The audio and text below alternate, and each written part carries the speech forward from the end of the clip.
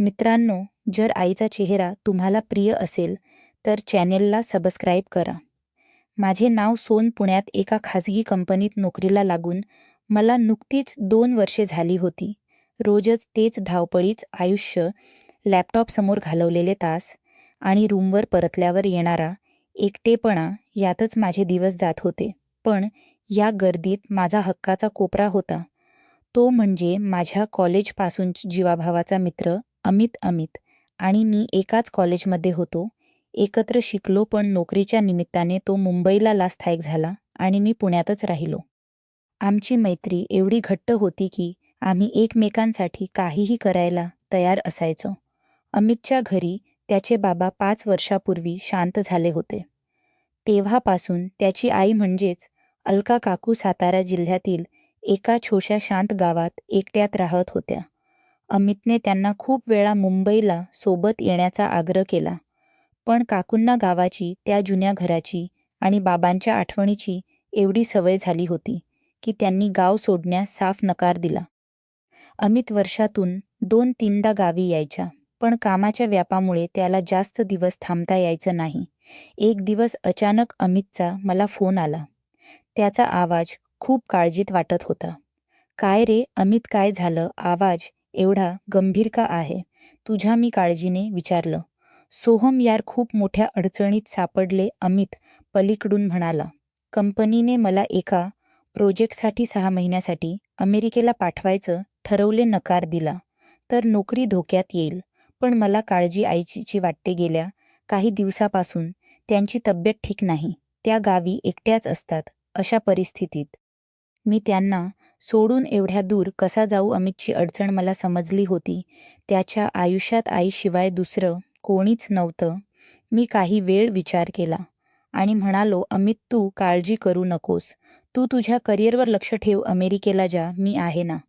"इथे म्हणजे तू काय करणार?" अमितने विचारलं. "मी कंपनीत बोलून माझं वर्क फ्रॉम होम मंजूर करून घेतो आणि काही महिने तुझ्या गावी काकूंसोबत जाऊन राहतो. तिथे शांतताही मिळेल. माझं ऑफिसच कामही होईल आणि काकूंची काळजी घ्यायला एक माणूसही सोबत असेल." माझं हे बोलणं ऐकून अमितच्या जीवात जीव आला. त्याला माहिती होतं की सोमशिवाय तो दुसऱ्या कोणावरही इतका विश्वास ठेवू शकत नाही. त्याने काकूंना फोन करून सगळं सांगितलं. काकू सुरुवातीला म्हणाल्या, "अरे, कशाला त्या पोराला त्रास देतोस? मी राहीन एकटी." पण अमितच्या हड्डापुढे आणि माझ्या आग्रहापुढे त्याचं काही चाललं नाही. पुढच्या आठवड्यात मी माझा सगळा गाशा गुंडाळला आणि सातारच्या दिशेने निघालो. एसटी बस मधून प्रवास करताना खिडकीबाहेर पाहताना माझ्या मनात अनेक विचार येत होते. अमितची आई म्हणजे माझ्यासाठी आईसारखीच होती. पण तरीही एका मोठ्या घरात एका प्रौढ स्त्रीसोबत, ज्यांना मी फक्त लग्न कार्यात किंवा सणासुदीला पाहिलं होतं, कसं राहायचं? आमचे स्वभाव जमतील का? हा संकोच मनात कुठेतरी डाचत होता. दुपारच्या सुमारास मी अमितच्या गावातील त्या जुन्या कौलारू घरासमोर पोहोचलो. घराभोवती मोठी बाग होती, ज्यात पराजक्ता झाड आणि गुलाबाची रोपे भरली होती.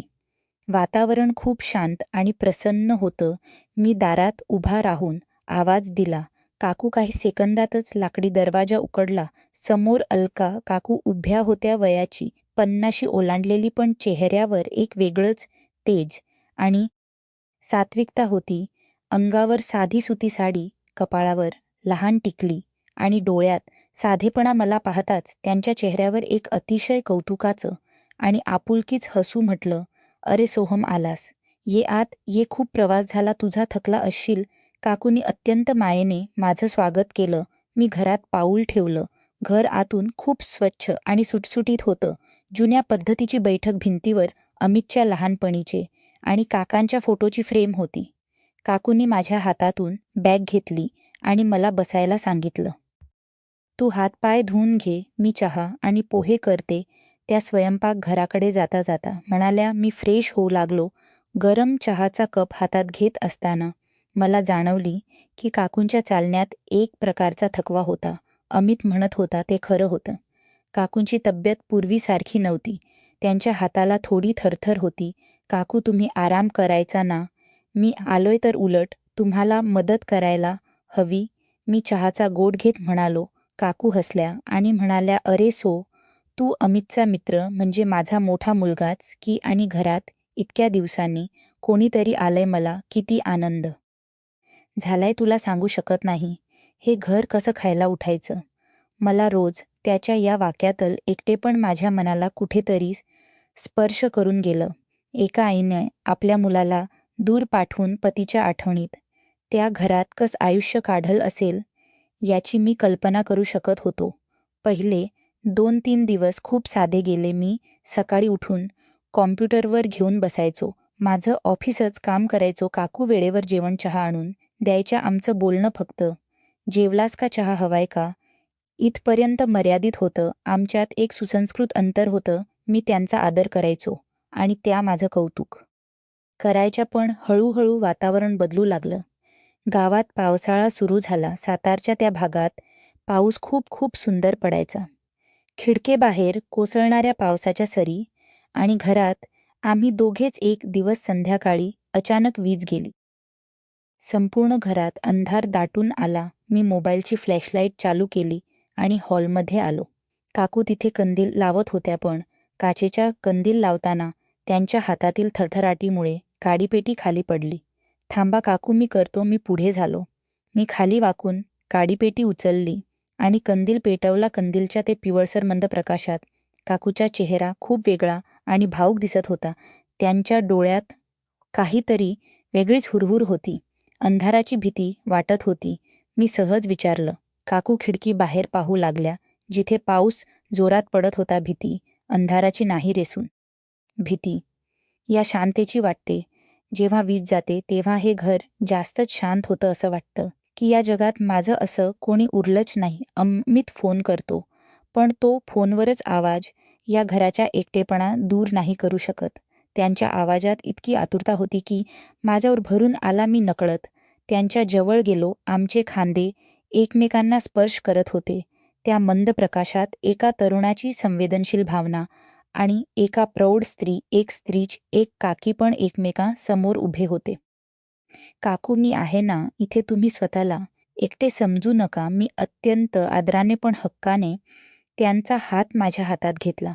काकूंच्या हाताचा स्पर्श खूप मऊ आणि उबदार होता. माझ्या हाताचा स्पर्श होताच त्या थोड्या दचकल्या. त्यांनी माझ्याकडे पाहिलं. आमच्या नजरा एकमेकांना भिडल्या. त्या नजरेत एक वेगळीच ओढ होती. एक अशी ओढ जी दोन एकाकी मनांना एकमेकांच्या जवळ आणत होती. त्या क्षणी बाहेर विजेचा मोठा कडकडाट झाला आणि काकू घाबरून थेट माझ्या छातीवर विसावल्या. मीही नकळतपणे त्यांचे दोन्ही हात घट्ट पकडले. तो स्पर्श केवळ एका आईचा आणि मुलाच्या नव्हता. त्यात काहीतरी वेगळीच गुंतागुंतीची भावना निर्माण होती. आम्ही दोघेही त्या शांततेत, कंदिलाच्या प्रकाशात एकमेकांच्या अतिशय जवळ आलो होतो. लोकांना जर हे दृश्य दिसलं असतं तर नक्कीच असतं की काहीतरी चुकीचं, अनैतिक घडतंय. पण आमच्या मनात काय चाललं होतं? बाहेर विजेचा कडकडाट झाला आणि घाबरून काकू थेट माझ्या छातीशी विसावल्या होत्या. त्या क्षणी खोलीमधल्या मंद कंदिलाच्या प्रकाशात आमचे श्वास एकमेकांना जाणवत होते. काही सेकंद तसेच गेले. माझ्या हाताची पकड त्यांच्या खांद्यावर घट्ट होती. पण अचानक जणू भानावर आल्यासारख्या काकू 2 पावले मागे सरकल्या. त्यांच्या चेहऱ्यावर एक प्रचंड अस्वस्थता आणि संकोच स्पष्ट दिसत होता. "माफ कर सोन, मी जरा जास्तच घाबरले." काकू खाली मान घालून पदर सावरत म्हणाल्या. त्यांचा आवाज थरथर होता. "काही हरकत नाही काकू, इट्स ओके." मीही स्वतःला सावरत म्हणालो, पण माझ्याही हृदयाचे ठोके वाढले होते. त्या रात्री मला खूप वेळ झोप आली नाही. डोळे मिटले की कंदिलाच्या प्रकाशात चमकणारा काकूंचा तो भाऊक चेहरा आणि त्यांचा तो उगणार स्पर्श डोळ्यासमोर येत होता. मी काही चुकीचं तर करत नाही ना? त्या माझ्या मित्राच्या आई आहेत. माझ्या मनाने मला टोकलं, पण दुसऱ्या क्षणी वाटायचं त्या केवळ एका मित्राच्या आई नाही, तर एक अत्यंत एकाकी स्त्री आहेत, ज्यांना या क्षणाची एका आधाराची गरज आहे. भावना आणि कर्तव्याचा हा खेळ माझ्या मनात सुरू झाला होता. सकाळ झाली. मी हॉलमध्ये आलो तेव्हा काकू नेहमीप्रमाणे तुळशीला पाणी घालत होत्या. पण आज त्यांच्या वागण्यात एक वेगळाच बदल जाणवला. त्यांनी माझ्याकडे थेट पानं टाळत चहाचा कप टेबलवर ठेवतानाही त्यांनी नजर खालीच ठेवली होती. आमच्यात जी एक सहजता होती ती कुठेतरी हरवली होती आणि त्याची जागा एका गूढ शांततेने घेतली होती. 2 दिवस असेच गेले. आम्ही दोघेही एकमेकांपासून अंतर ठेवून वागत होतो. पण ते अंतर मनापासून नव्हतं, तर समाजामुळे आणि स्वतःच्या भीतीमुळे होतं.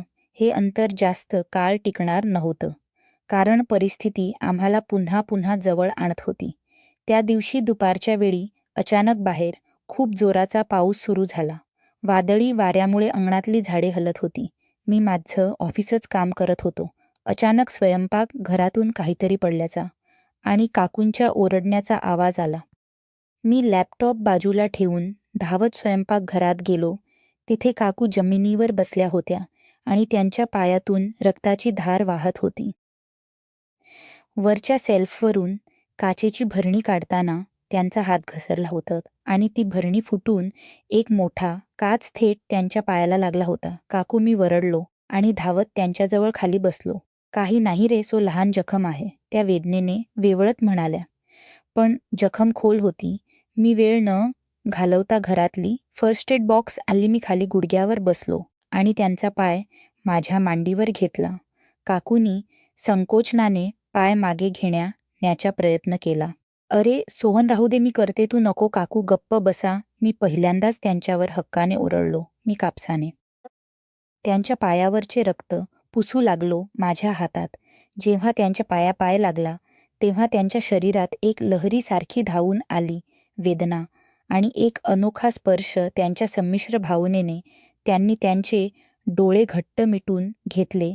मी अत्यंत हळुवारपणे त्यांच्या जखमेवर मलम लावलेले आणि पट्टी बांधली. ते करत असताना माझे लक्ष त्यांच्या चेहऱ्याकडे गेले. त्यांच्या डोळ्यातून पाण्याचे थेंब घळघळत होते. ते थेंब केवळ वेदनेचे नव्हते, तर त्यात अनेक वर्षाचे साचलेले दुःख होते. पट्टी बांधून झाल्यानंतरही मी त्यांचा पाय सोडला नाही. मी वर पाहिले. आमचे चेहरे अगदी जवळ होते. खूप दुखतंय का, काकू, मी हळूच विचारलं. काकूने डोळे उघडले. त्यांच्या डोळ्यात एक अनावर ओढ होती. त्यांनी माझा हात घट्ट पकडला. हे शरीर खूप आधीच दुखायचं थांबले सोहम, पण मनाचं काय करू या घरात, या एकटेपणात. रोज मरणारे जे मन आहे त्याला आज पहिल्यांदा कोणीतरी हक्काने सांभाळले. त्यांच्या या शब्दाने माझं मन विरघळले. मी उठलो आणि त्यांच्या शेजारी जमिनीवरच बसलो. काकूंनी हळूच आपले डोके माझ्या खांद्यावर ठेवले. यावेळेस कोणतीही भीती नव्हती, कोणतीही वीज गेलेली नव्हती. भर दिवसा स्वयंपाक घराच्या कोपऱ्यात मी एका प्रौढ स्त्रीला, माझ्या मित्राच्या आईला, माझ्या मिठीत घेतलं होतं. त्यांच्या केसांचा सुगंध माझ्या श्वासात भरला होता. आम्ही दोघे तासनतास बसेच बसून राहिलो. मी त्यांच्या पाठीवरून हात फिरवत त्यांना शांत करत होतो.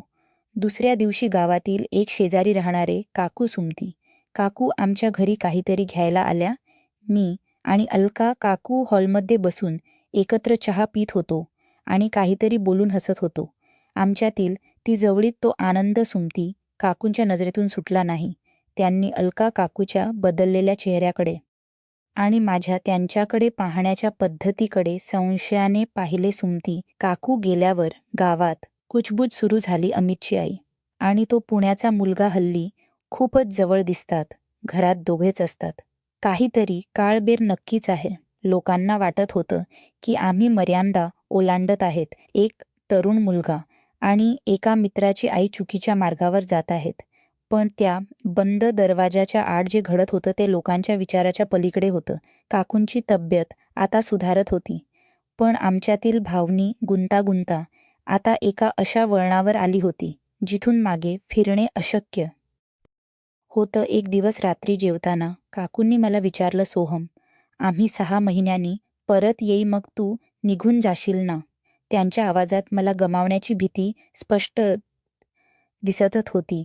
मी त्यांच्याकडे पाहिलं आणि म्हणालो, काकू, मी तुम्हाला सोडून कसा जाऊ शकेल? काकू, मी तुम्हाला सोडून कसा जाऊ शकेल? माझं हे वाक्य अलका काकूंच्या डोळ्यातून अश्रू वाहू लागले. गावात आमच्याबद्दल काय कुजबूज सुरू आहे याची कल्पना आम्हा दोघांनाही होती. सोमती काकू आणि गावकरी आमच्या नात्याला अनैतिक समजत होते, पण त्यांना हे माहीत नव्हतं की ज्या नात्याला ते पाप समजत होते ते प्रत्यक्षात एका पवित्र कर्तव्याच रोग घेणार होतं. पुढच्याच आठवड्यात अमितचा अमेरिकेतून फोन आला. तो खूप आनंदात होता. माझं प्रमोशन झालंय, पण कंपनी मला कायमच अमेरिकेत स्थायिक होण्याचा पर्याय देते. मी विचार करतोय की आईलाही येथेच घेऊन याव, पण आई गाव सोडायला तयार होईल का?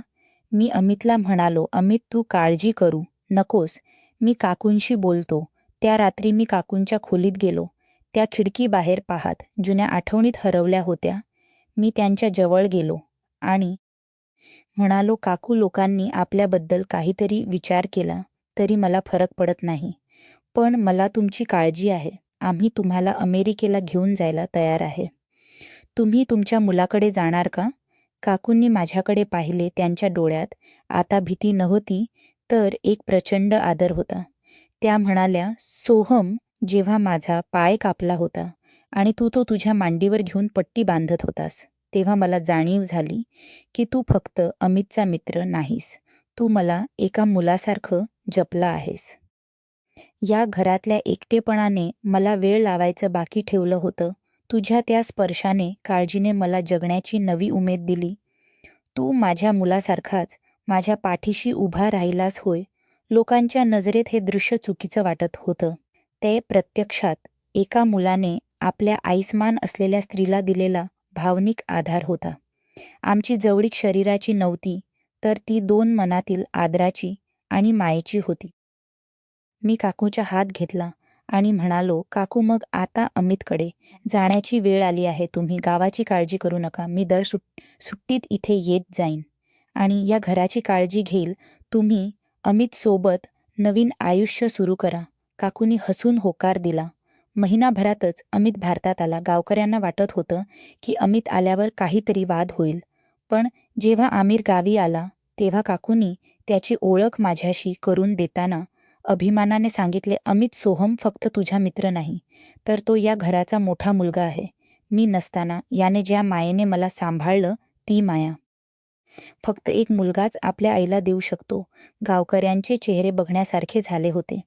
त्यांचा संशय, त्यांची ती अनैतिकतेची भावना एका क्षणात मातीच मिळाली होती. ज्या नात्याला ते चुकीचे समजत होते, ते खरंतर निशब्द नात्याच्या पवित्र बंधनात बांधलेले होते.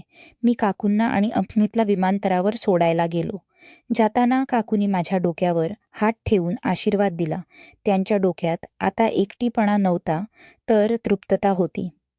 मी पुण्यात माझ्या घरी परतलो, पण सातारच्या त्या घरातल्या आठवणी आणि एका आईला मिळालेला सन्मान माझ्या मनात कायमच्या कोरला गेला.